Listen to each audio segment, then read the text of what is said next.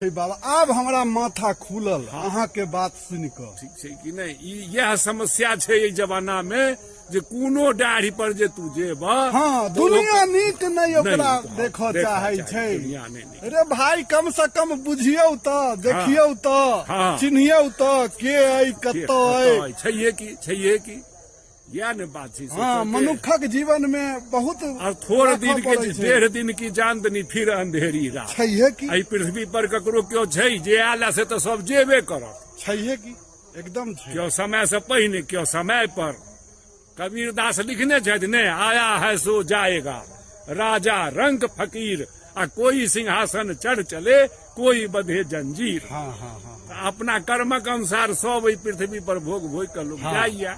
तै दुआरे यह हमरा सबके दुनिया से कहब है जे कि मिलजुल कर रहू आदर सम्मान बुझियो। हाँ अहंकार के अंदर नहीं आब दिया। हाँ मनुष्य के अहंकार बड़ पैघ शत्रु छै। हाँ अहंकार भगवान के भक्षण छै। भक्षण छै। हाँ वह देखलिए रामायण में देखलिए महाभारत में देखलिए सब में देखलिए जाहिठाम अहंकार भेलै ओकर विनाश भ गेलै। छैहे कि विनाश। ठीक छै बाबा।